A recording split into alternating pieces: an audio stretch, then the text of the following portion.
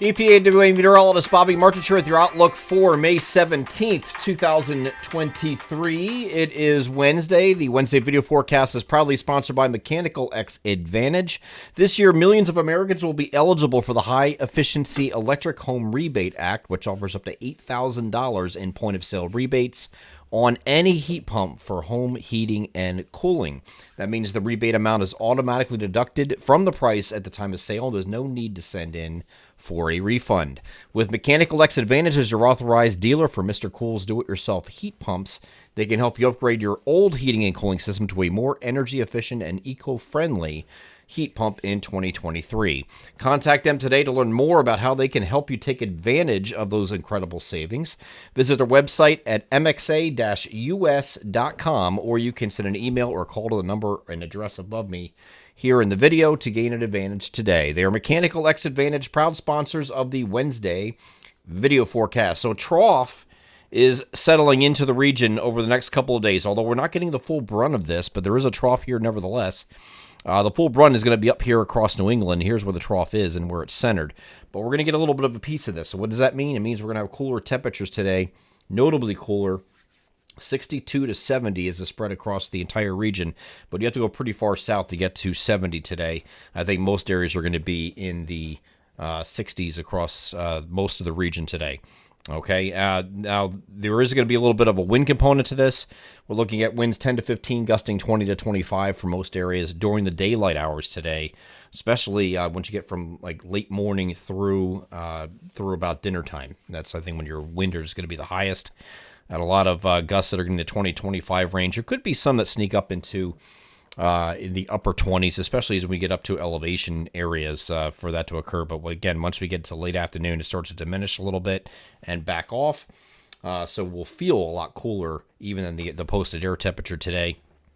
And then a big story overnight is going to be the temperatures that are going to be going down pretty low. We're going to be in the 30s in the interior areas, and we're expecting in these areas right here, this corridor, when you get right in here, there could be some frost in between these. So these areas here are all in generally the middle 30s. There could be some frost. So if in those areas you're going to want to protect any tender vegetation you have, and then north of there, these are possibly sub-freezing temperatures when you get above that line. That's getting up into north central Pennsylvania, northeast PA, most notably, and then far northwestern New Jersey. Those areas can get below freezing. So if you have tender vegetation, flowers, whatever, cover them because we're going to need to in those areas. And I think once you get down to the metro cities here, down by from Philadelphia up to Newark and point southeast, you're generally remaining in the 40s. It's going to be chilly overnight, but it's not going to be to the point where you're getting frost.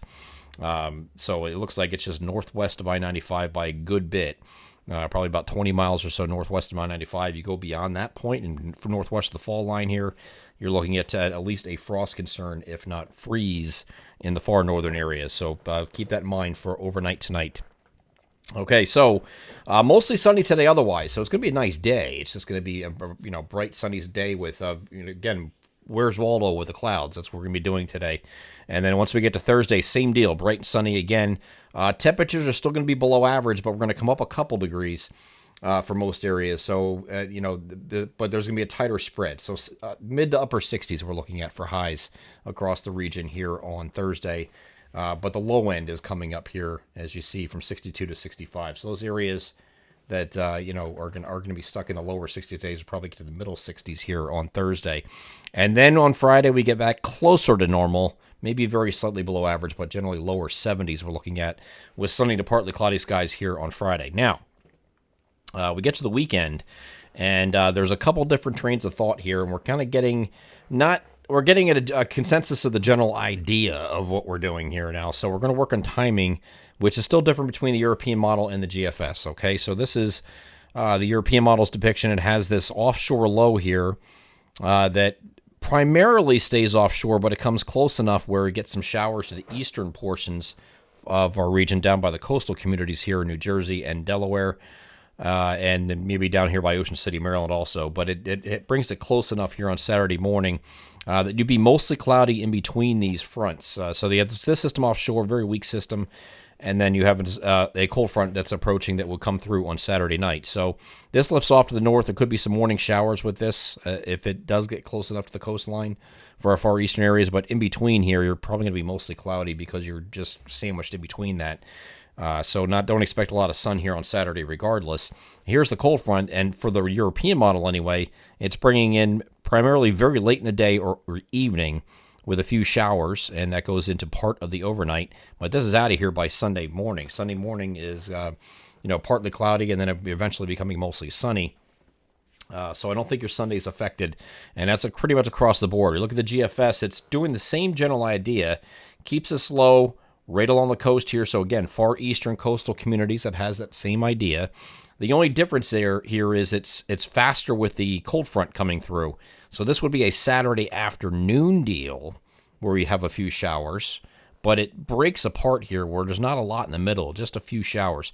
When we get the Naman range, we'll have a better clarity on exactly what we're dealing with. If it's just going to be these minuscule showers, like just pesky showers, it's not really that big of a deal here on the GFS. And it's coming through generally during the afternoon and early evening before this pulls off. And then it does agree that once we get to Sunday, we have no issues. Actually, Sunday, Monday, Tuesday, we go to partly cloudy skies here on Sunday, and then Monday and Tuesday are mostly sunny days. But we are going to, even though it's a cold front moving through, there's really no cold air behind this at all. So once we get to Sunday, it's actually going to be warmer than Saturday because, a lot of clouds on Saturday with those.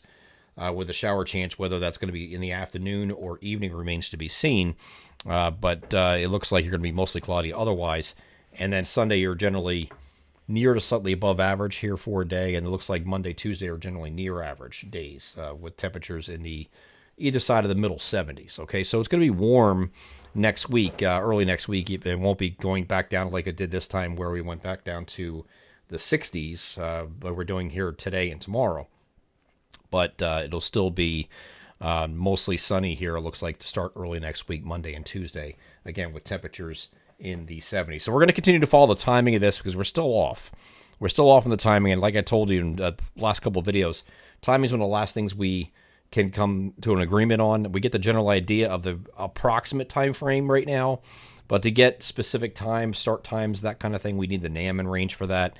It's not quite there yet. This is something that will come in a range most likely for the next video on Thursday. So we'll see where that goes, and we have that information coming in. And it's just going to be at the max range of the NAM tomorrow. So Friday would even be a better assessment, but we'll at least start looking at that beginning with tomorrow's video. I'm EPAWA meteorologist Bobby Marchich. That is your outlook for May 17th, 2023. Have a great Wednesday.